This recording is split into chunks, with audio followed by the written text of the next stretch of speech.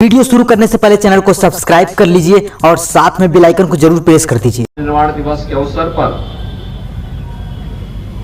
उनका स्मरण करते हुए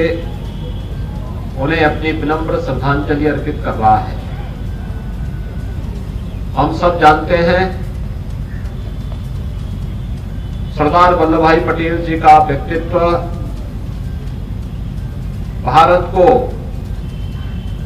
एकता के सूत्र में बांधने वाला एक महान व्यक्तित्व था। देश की आजादी के आंदोलन में अग्रणी भूमिका निभाने के साथ ही जब स्वतंत्र भारत को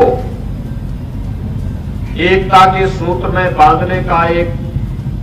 चुनौतीपूर्ण कार्य उस कालखंड में कौन निभा सकता है, इस दायित्व का निर्वहन जिस कुशलता के साथ, जिस प्रभावशाली तरीके से सरदार वल्लभ भाई पटेल जी ने उस समय किया था, आज उसी का परिणाम है। इस देश में माननीय श्री नरेंद्र मोदी जी के नेतृत्व की सरकार आने के बाद प्रधानमंत्री मोदी जी ने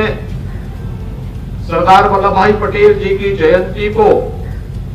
यानी 31 अक्टूबर को राष्ट्रीय एकता दिवस के रूप में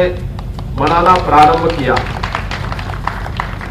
इस अवसर पर पूरे देश के अंदर अनेक कार्यक्रम होते हैं। भारत की एकता और अखंडता को छोड़ने बनाए रखने, भारत को दुनिया के एक महाशक्ति के रूप में स्थापित करने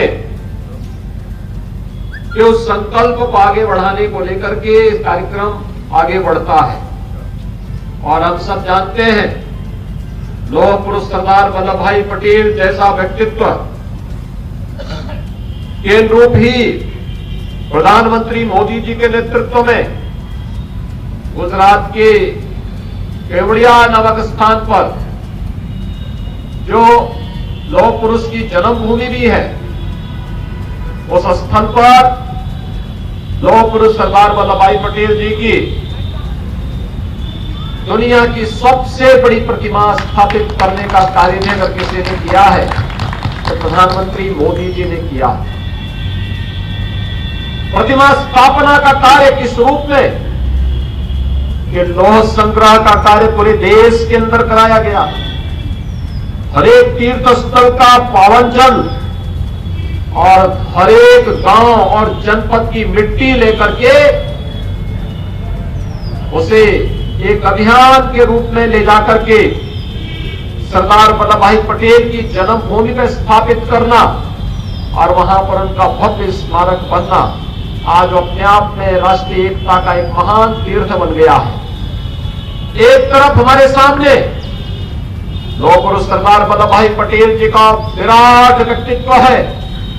जिसने भारत को एकता के सूत्र में बांधने का कार्य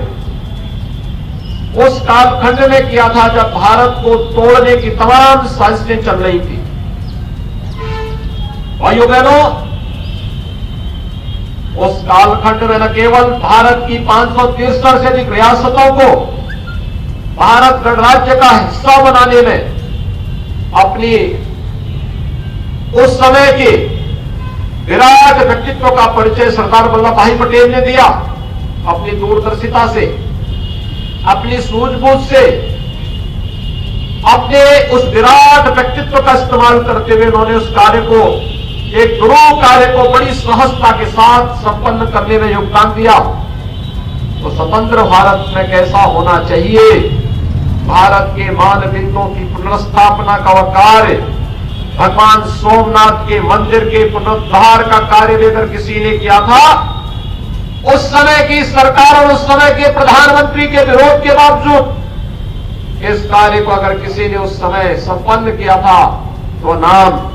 आता है लौह पुरुष सरदार वल्लभ भाई पटेल जी का। आज के इस अवसर पर जब कुछ विभाजनकारी ताकतें,